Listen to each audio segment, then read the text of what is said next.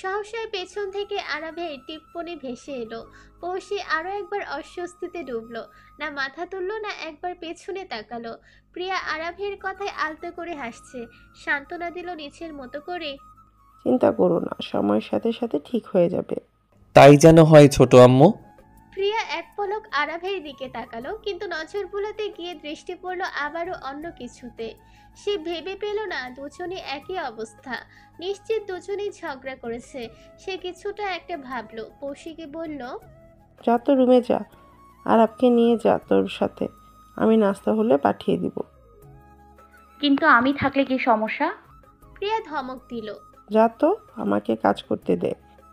পৌশি নিচের রুমে না গিয়ে বসার রুমে গিয়ে বসলো। আরাব তখন ডাইনিং এ শাশুড়ির সাথে খেচুড়ে আলাপ ব্যস্ত। পৌশি বেশ বিরক্ত হলো। নিচের রুমে প্রবেশ করাও এখন তার জন্য বিপজ্জনক। এ লোককে একদমই বিশ্বাস করছে না সে। কেমন যেন বেহায়া পুরুষ মনে হচ্ছে এই মুহূর্তে। নিজের হবু বউ রেখে তার কাছে কি কি এই কথাটা ঠিক মতো হজম হচ্ছে না তার। আবার পরিষ্কার করে কিছু বলছেও না তাকে। কি উদ্দেশ্য নিয়ে এসেছে এখানে, কি চাই তার? সন্ধে গড়িয়েছে বহু আগে। আরাব ঘরে নেই অনেকটা সময় ধরে। কোথায় গেছে জানে না কেউ। শুধু প্রিয়াকে বলেছে, ছোট আম্মু আমি একটু আসছি। পৌষে নিচের রুমে একদম পরিপাটি করে গুছিয়ে রেখেছে। দ্বিতীয়বার আরাব আসলে যাতে আর অগোছালো না থাকে। গোছানো শেষে বারান্দায় এক কোণে বসে আছে নিভৃতেই, চুপচাপ নিজের জীবনের হিসেব কষে যাচ্ছে। আচমকাই তার দরজায় মৃদু শব্দ হলো। অভিমানে দগ্ধ হলেও মুখের কোণে হাসি ফুটলো। ভাবলো আরাব এসেছে আবার। এবার কি কাণ্ড ঘটাবে তার সাথে, সেটা ভাবতে আটকে উঠল ভয়ে। কিন্তু এবার সে ছাড়ার পাত্র নয়, একদম নাক বরাবর ঘুষি মেরে দেবে। কুটিল হাসলো, কিন্তু লজ্জায় মিয়ে যাচ্ছে দরজা খুলতে গিয়ে।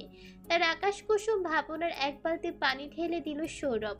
বাইরে থেকে বলে উঠল, দরজা খোলো কৌশি। নিচের বাবার গলার স্বর পেয়ে হতচকিত হলো পুরো। এই সময় তার বাবা কেন? দ্রুত দরজা খুলল সে। সৌরভকে কেমন অস্থির দেখাচ্ছে, অদ্ভুতভাবে তার দিকে তাকিয়ে আছে। পৌষি জিজ্ঞাসা করলো, হয়েছে পাপা? সৌরভ ধীর কদমে পৌষির রুমে এসে ঢুকলো। দপ করে বিছানায় বসে গেল। শুকনো ঠোঁট ভেজালো নিচের জিহ্বা দিয়ে। মেয়েকে কাছে ডেকে বলল, বসো এখানে, তোমার সাথে কিছু কথা আছে। পৌষি নিচের বাবার কথায় চটজলদি পাশে গিয়ে বসলো। তার দিকে উদগ্রীব দৃষ্টি দিয়ে বলল, কি পাপা? দেখো, গতকাল তুমি নিজের মুখে স্বীকার করছো তুমি সেই ডাক্তার ছেলেটাকে বিয়ে করতে রাজি। আমি যেন তাদের আসতে বলি, তুমি দ্বিমত করবে না। আর এখন তুমিই বলো, সত্যি সেই ডাক্তার ছেলেকে বিয়ে করবে কি না? তোমার মতামতের উপর অনেক কিছু নির্ভর করছে। পাত্রপক্ষ অলরেডি আমাদের বাড়ির নিচে চলে এসেছে। তাদের আসতে না বললে আমাদের সম্মান মাটিতে গিয়ে মিশবে এখন, কারণ আমরাই তাদের ডেকেছি। ভেবে দেখো, জবাব যেন নড়চড় না হয় তোমার। পৌষি তো ভুলেই বসে আছে এই কথা। বক্ষস্থলটা কেঁপে উঠল বোধহয়। চোখের কোণেও জল জমল মুহূর্তেই। কি হচ্ছে তার সাথে, এসব কি করবে সে? অসার মস্তিষ্ক ভাবনার জগৎ বন্ধ। কোনো সদুত্তর খুঁজে পেল না সে আর। সৌরভ ফের জিজ্ঞাসা করলো, জবাব দাও পৌশি, তুমি এখন যথেষ্ট ম্যাচিউর কিন্তু, তাই ভেবেচিন্তে উত্তর দাও। তবে সময় আমাদের হাতে একদমই কম। সৌরভ উঠে দাঁড়ালো আবার। পাত্রপক্ষ এই এলো বলেই, অথচ পৌষে বিমূঢ়তার আচ্ছন্ন যেন। থমকে আছে তার সমস্ত কায়া। আরাব এলে কি জবাব দেবে সে? কিন্তু তার বাবাকে দেওয়া কথাও রাখতে হবে। সে আলমিরা খুলে একটা শাড়ি বের করে নিল। নিচের থেকেও তার বাবার সম্মানটা আগে। নিজের হাতে শাড়ি পরে নিল। অপেক্ষা করছে বাবার ফিরতি ডাকের জন্য। সৌরভ বসার ঘরে নতুন অতিথিদের বসালেন। মাত্র 5 জন মানুষ এলেন। পাত্র, পাত্রের বাবা মা আর পাত্রের মামা ও বন্ধু। প্রিয়ার সৌরভের এহেন কাছে বেশ অসন্তুষ্ট হলেন। বিবাহিত মেয়েকে আবার বিয়ে দেবে নাকি? কেমন রসিকতা তার। সৌরভকে বেশ কটুবাক্য শোনালো এর জন্য। তার ওপর আরাব যদি দেখে এসব, তখন কি হবে? সৌরভ পাত্তা দিল না কোনো কথাই। সে তার মন মর্জি চলছে। প্রিয়া নেহাতি ভদ্রতার খাতিরে অতিথিদের জন্য নাস্তার ব্যবস্থা করলেন। তবে খুব বেশি আয়োজন করেননি। বসার ঘরেও সৌরভের অনুরোধে অতিথিদের সাথে কথা বলতে আসেন। কুশলাদি বিনিময় করে বেরিয়ে গেলেন আগের মতোই।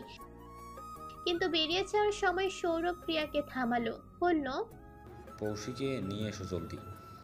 প্রিয়া দু চোখ রাঙালো, দৃষ্টিতে তার অগ্নিবর্ষণ হচ্ছে। না বলতে গিয়েও থেমে গেল হঠাৎ পৌশির আগমনে। তার মেয়েটাও কি পাগল হলো? বাপের সাথে সাথে এই মেয়ের মাথাও গেছে। সে পৌশিকে নিষেধ করলো পাত্রের সামনে না যাওয়ার জন্য, অথচ পৌশি যেন নির্লিপ্ত। সালাম দিয়ে চুপচাপ গিয়ে বসলো বসার ঘরে সোফার মাঝে। সামনাসামনি পাত্র বসেছে, টুকটাক কথা চলছে সবার মাঝে। পৌশিকে যা জিজ্ঞাসা করছে তার জবাব দিচ্ছে সে। পাত্র আর চোখে পৌশিকে দেখছে। তার মনটা বড্ড আকুপাকু করছে পৌশির সাথে নিরিবিলি একাকী কিছু কথা বলার জন্য। এভাবে সবার সামনে তো আর মনের কথা বলা যায় না। সে অনেক আগে থেকেই মেয়েটাকে দেখে এসেছে। কতদিন ধরে তাদের প্রস্তাব ঝুলিয়ে রেখেছে, প্রায় 1 বছর হতে চলল বোধহয়। কিন্তু শেষে তাদের এই প্রস্তাব গ্রহণ করার জন্য বড্ড কৃতজ্ঞ সে। তাই যা করার চট জলদি করতে হবে। তার তো তর সইছে না আর। পাত্রের বাবা সৌরভকে বলল, আপনার মেয়েকে আমাদের অনেক আগে থেকেই পছন্দ। যদি আপত্তি না থাকে তাহলে আমরা চাইছি আজ রাতে ওদের দুজনের আকত করে নিতে। কি বলেন বিয়ান সাহেব? কি হচ্ছে এখানে? আচমকাই কারো বজ্রকণ্ঠ প্রতিধ্বনিত হলো বসার ঘরে। সবার উদগ্রীব দৃষ্টি তখন ভেসে আসা সেই ব্যক্তির উপর। এক বলিষ্ঠ গড়নের সুদর্শন যুবক, কি অপূর্ব! পাত্র নিচেই মন্ত্রমুগ্ধের ন্যায় দেখছে তাকে। পুরুষ মানুষও এত সুন্দর হয়? শান্ত দো চোখ আরাভের। ভাবলেশীন দাঁড়িয়ে আছে হাতে কিছু শপিং ব্যাগ নিয়ে, গায়ে সদ্য কেনা সাদা শার্টের উপর কালো ব্লেজার, আর পরনে কালো জিন্স। আচমকাই ঠোঁটের কোণে মুচকি হাসি। 2 কদম পা এগিয়ে এলো, শপিং ব্যাগ প্রিয়ার হাতে তুলে দিয়ে বলল, ছোট আম্মু, এগুলো রুমে নিয়ে রাখো তো। প্রিয়া হাতে নিয়ে রুমের উদ্দেশ্যে পা বাড়ালো। আরাব পৌশির পাশের সোফায় দপ করে বসলো। তারপর সবার উদ্দেশ্যে সালাম দিল সে। পাত্র তখনও দৃষ্টি সরায়নি। আনমনে বিড়বিড় করছে ছেলেটার এত রূপ, বড্ড হিংসে হচ্ছে তার। আচমকাই পাত্র বলে উঠল, You are so gorgeous.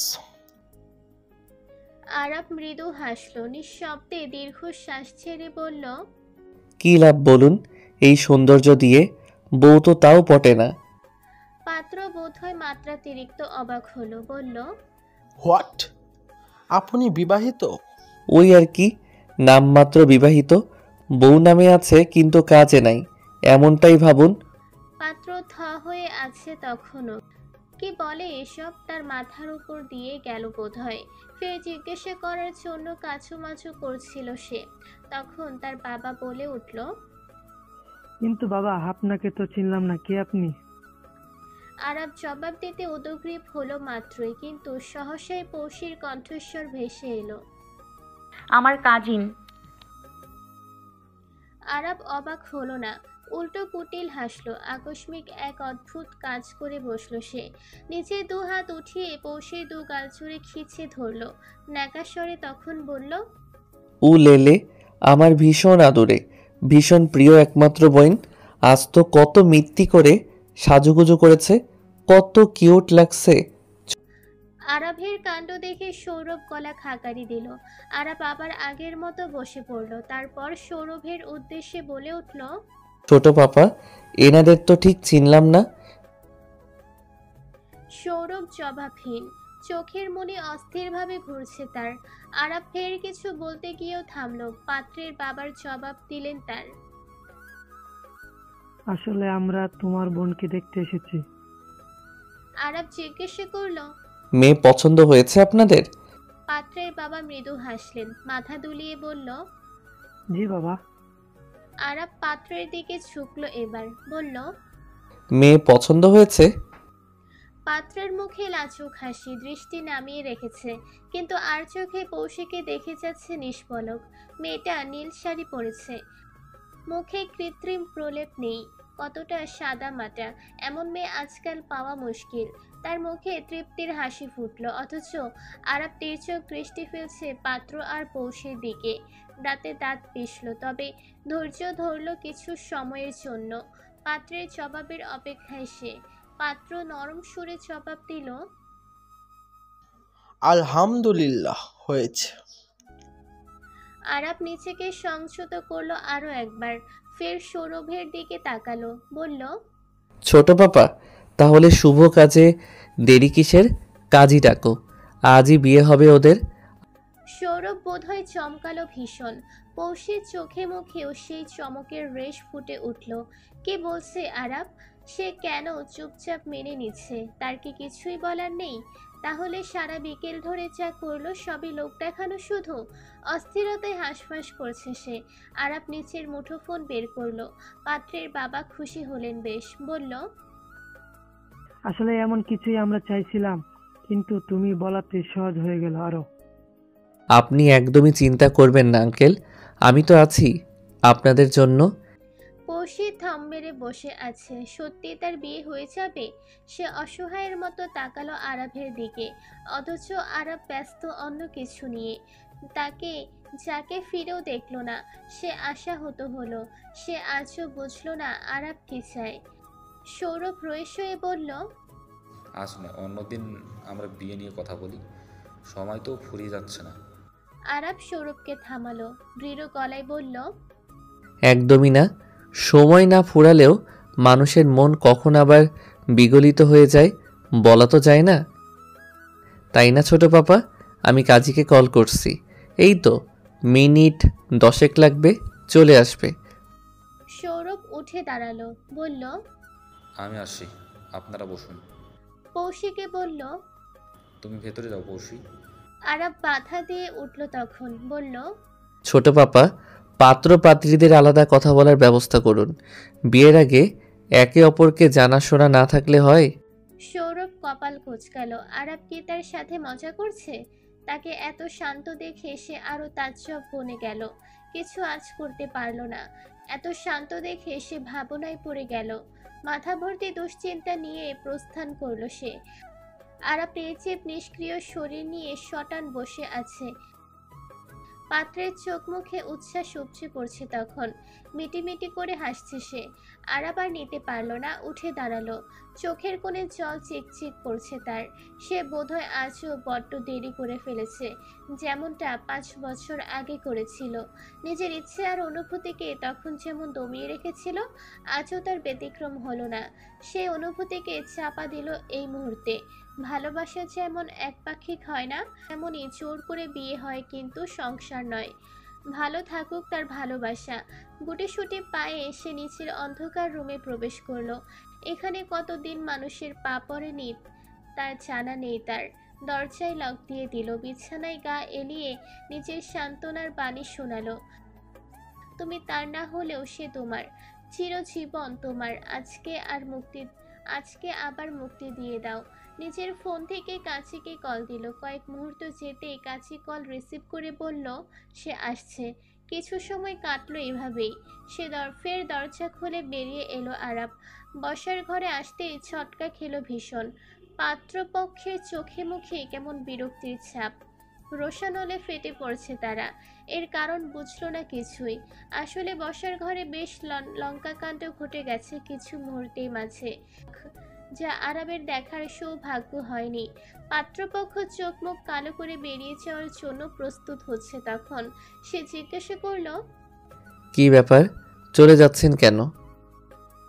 পাত্রের বাবা মা নিশ্চুপ হলেও বাবা মা ক্ষেপে উঠলেন, বললেন, ফাইজলামি পাইছেন মিয়া, বিবাহিত মেয়েকে আবার বিয়ে দেন? ছি, কি নিকৃষ্ট পরিবারের মানুষেরা। প্রিয়া বোধহয় জবাব দিল, উত্তেজিত হবেন না বেশি, এতে হার্ট অ্যাটাকের ঝুঁকি থাকে, দয়া করে সাবধানে যান। আরাব বেকুবের মতো জিজ্ঞাসা করে উঠল। আপনাদের কে বললে এ কথা? পাত্রপক্ষ থেকে কোনো ফিরতি জবাব আসার আগেই পাশ থেকে প্রিয়া জবাব দিল, আমি বলেছি, কারণ সত্যি কথা সবসময় তিক্ত হয় আরাপ, তবে তা বলার জন্য সৎ সাহস থাকা লাগে। আরাব দৃষ্টি ঘুরালো। বিয়ে ভাঙলেও মন শান্ত হলো না। কিছু একটা বড্ড ফোরাচ্ছে তাকে। সে নিচের রুমে ফিরে যেতে চাইলো।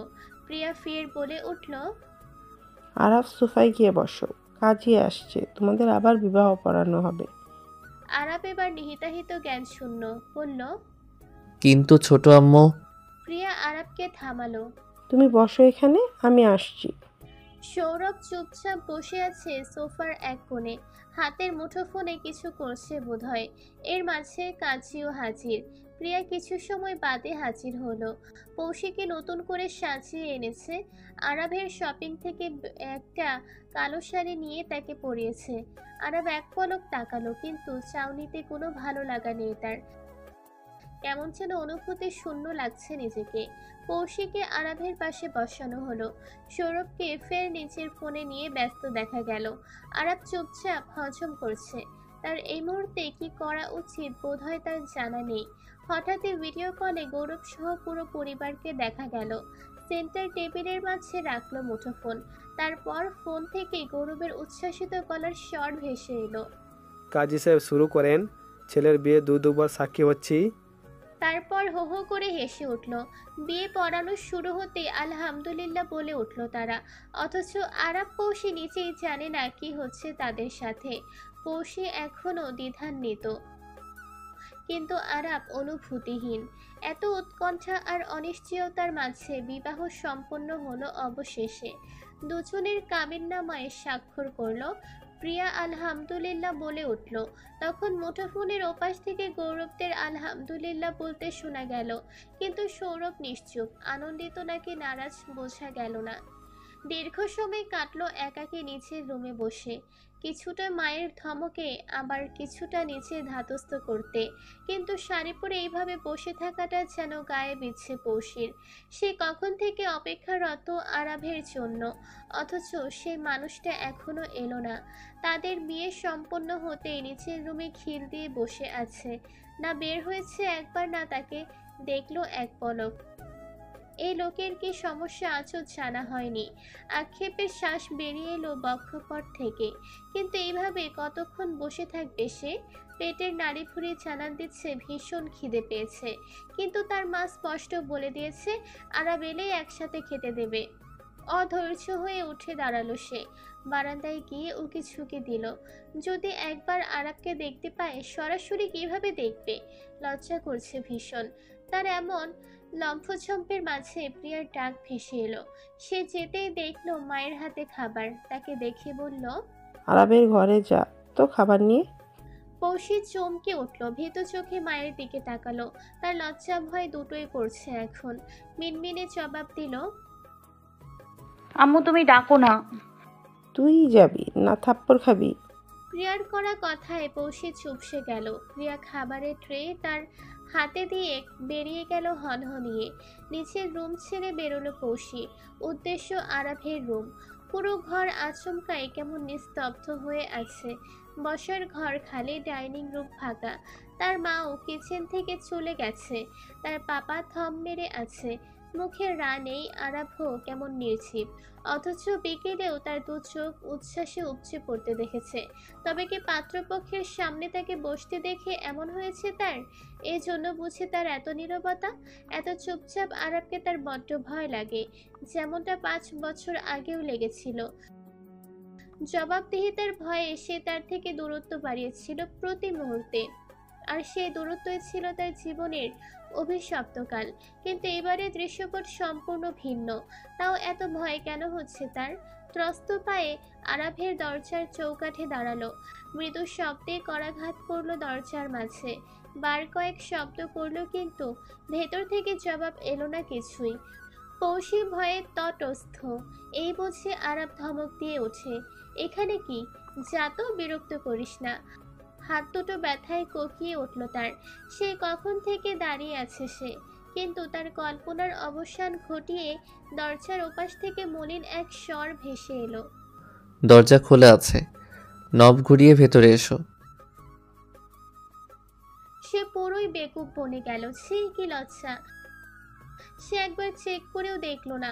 ভীষণ অস্বস্তি নিয়ে ভেতরে প্রবেশ করলো, কিন্তু ভেতরে যেতেই আক্কেল গন্ডুম। বাতিহীন বদ্ধ রুম, বারান্দাও কপাট দেওয়া, শুধু জানালা দুটো খোলা। জানালার সেই ফাঁক গলিয়ে ভেতরে প্রবেশ করছে আকাশের বুক লেপ্টে থাকা চাঁদের উজ্জ্বল আলো। সে আলোয় রুম পুরো আলোকিত, কিন্তু সে হত রুদ্ধ অন্য কিছু দেখে। পূর্বমুখী পা বিছানায় চিত হয়ে, মাথা কিছুটা বাইরে ঝুঁকিয়ে আরাপ শুয়ে আছে, হাতের মাঝে তার জ্বলন্ত নিকোটিন। মুখে ধোঁয়া নিয়ে সে ধোঁয়া আবার উপরের দিকে ছেড়ে দিচ্ছে।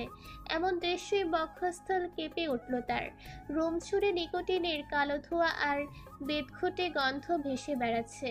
সে খুব খুব করে কেশে উঠল, নাক চেপে রেখেছে দুর্গন্ধে। আরাব এক পলক তাকালো, সেই তাকানোতেই ছিল বড্ড অসহায়ত্ব, কিন্তু মুখে জবাব নেই তার। পৌষে খাবার ট্রে টেবিলে রাখলো, আরাবের মুখোমুখি দাঁড়িয়ে বলল, আরাব ভাই তুমি সিগারেট খাও? আরাব রাশভারী কণ্ঠে জবাব দিল, হুম। কখন থেকে? নিজের প্রিয় মানুষটা জবে থেকে অন্যের হয়ে গেছে। পৌষের অস্থির লাগছে ভীষণ, নিজেকে বড্ড অপরাধী মনে হলো। এমনটা না করলেও পারত সে, কিন্তু সে অপরাধ ছিল তখন। নিজের বান্ধবীকে কষ্ট দিতে পারেনি, ভেবেছিল সব ঠিক হয়ে যাবে, কিন্তু কিছুই হলো না। উল্টো 5টা বছর ধরে সে লাপাত্তা। কতটা নিষ্ঠুর লোক, ফিরে এলো তাও অন্য নারী নিয়ে। কই, সে তো কিছু বলেনি এসব নিয়ে। তাহলে সে কেন অতীতের সব মনে রেখে দিয়েছে? নিঃশব্দে আফসোসের শ্বাস ছাড়ল সে, বলল, কিন্তু তাই বলে সিগারেট খাবে? কি করব আর, তাকে তো ভুলতে পারবো না, কিন্তু চাইলে নিজেকে তো ভুলতে পারবো। অনেক রাত হয়েছে, খাবে না? না, খিদে নেই। অল্প করে খাও। খাবারটা নিয়ে চলে যাও, আমি এখন ঘুমাবো। আম্মু শুনলে কষ্ট পাবে কিন্তু। আরাবের মুখে তাচ্ছিল্যের হাসি। বলতে ইচ্ছে করলো, তুমি কষ্ট পাবে না পৌষ মাস, আমার জন্য তোমার কি একটুও কষ্ট হয় না? বড্ড নিষ্ঠুর রমণী তুমি। কিন্তু মুখ ফুটে কোনো জবাব দিল না। পৌষী শটান দাঁড়িয়ে আছে সেই কখন থেকে। তার খুব বলতে ইচ্ছে করলো, এত সিগারেট কেন খাচ্ছ? অসুস্থ হয়ে যাবে তো। কিন্তু আদৌ কি এই কথা বলতে পারবে?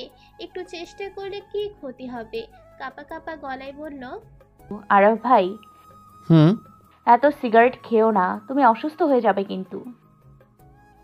আরাব আবারও মৃদু হাসলো।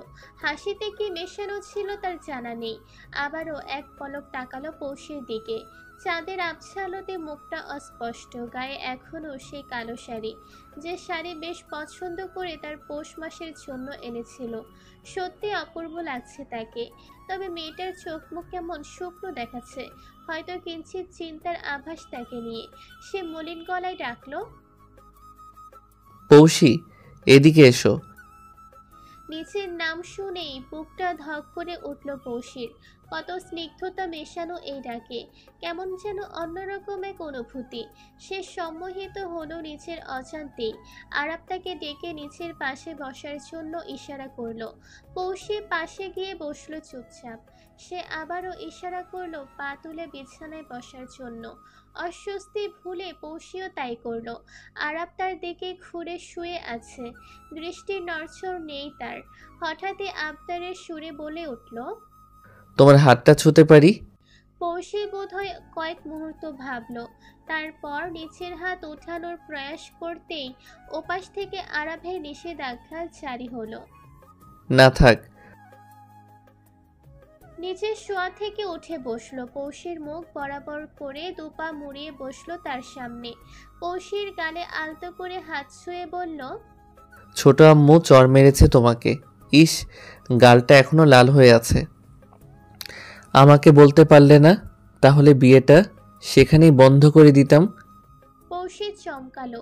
আরাব কিভাবে বুঝলো তাকে চর দিয়েছে? তবে চরটা বিয়ের জন্য নয়, পাত্রপক্ষের সামনে নতজানু হয়ে বসার জন্য। তার বাবা মায়ের কটুবাক্য শুনেছে অনেক। সে অদ্ভুতভাবে তাকালো আরাবের দিকে। মনটা অনেক কিছু বলতে চাইছে আজ, কিন্তু অস্বস্তি যেন তার পিছু ছাড়ছে না।